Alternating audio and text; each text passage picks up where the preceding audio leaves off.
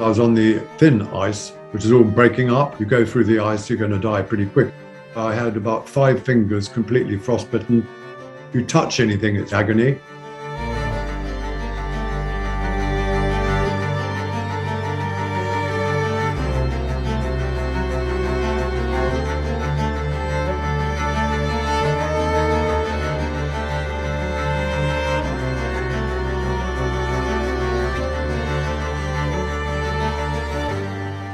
Normally in those days, 6 weeks of summer, the ice which covers the ocean will break up into lots of little ice floes.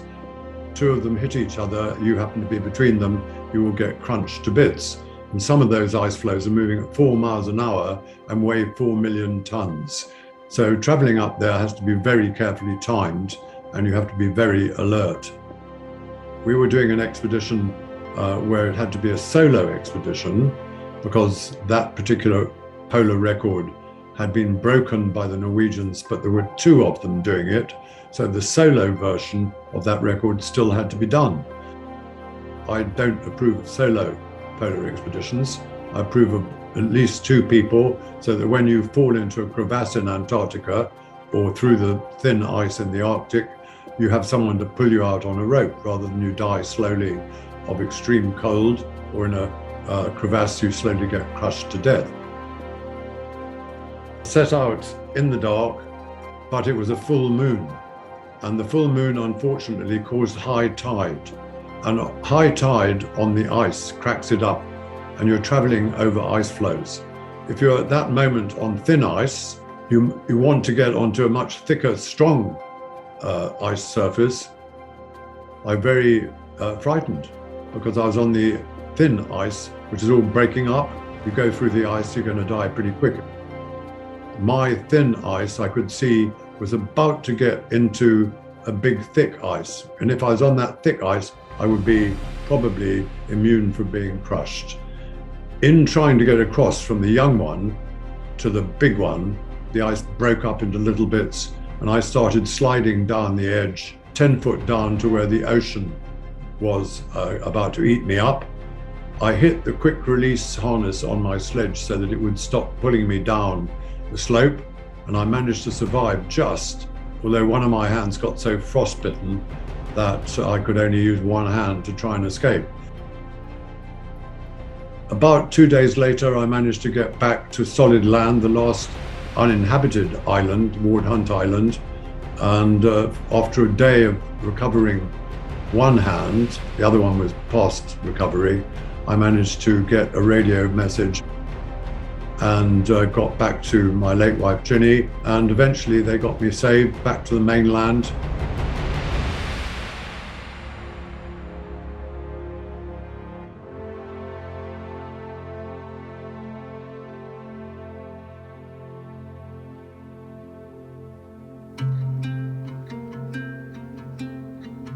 Back in the UK, where I had about 5 fingers completely frostbitten, they were going to be amputated, but no doctor would do it until 5 months after the original accident, because you've got to let the bit in between the dead frozen ends of your fingers and the still alive bit further down. That has got to be sufficiently recovered, the middle bit, because it is going to form the new ends to the shortened fingers.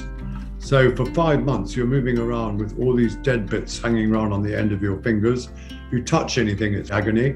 Ginny, my late wife, she said that I was getting irritable, and she suggested why not cut the dead bits off rather than wait for a doctor to do it. So I thought, yeah, that makes good sense. So Ginny got a Black & Decker workbench so we could hold each finger in turn dead steady, and the fret saw.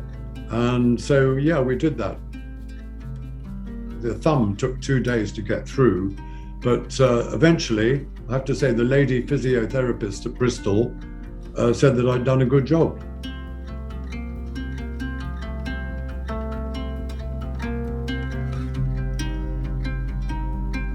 I think, for me when I was growing up, it was before you ever kind of saw adventures on TV. If you wanted to follow adventure and you were into adventure like I was as a kid, you had to get it from books and from photographs and magazines and stuff. And reading about some of the kind of near-death moments of this great iconic British explorer. It truly was, as a kid for me, mesmerizing. It was that cold reality of, you know, what it would be like to have these many months of polar hardships in these extremes. And it was impossible as a young boy not to be captivated, I think, by that.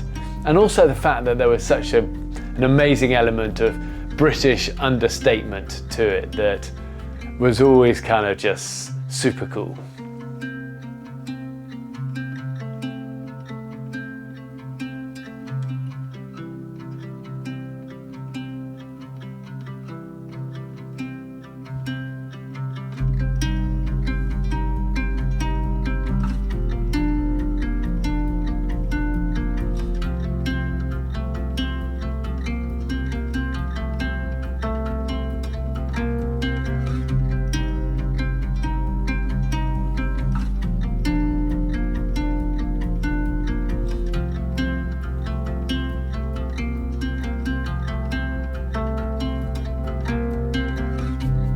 He really, in many ways, set the benchmark for so many of us that have had the privilege to try and follow kind of meekly in his incredible footsteps. But I think, above all, he's reminded all of us, whether we're explorers or whether, you know, regular people with regular jobs, he's reminded us all that adventure really is a state of mind.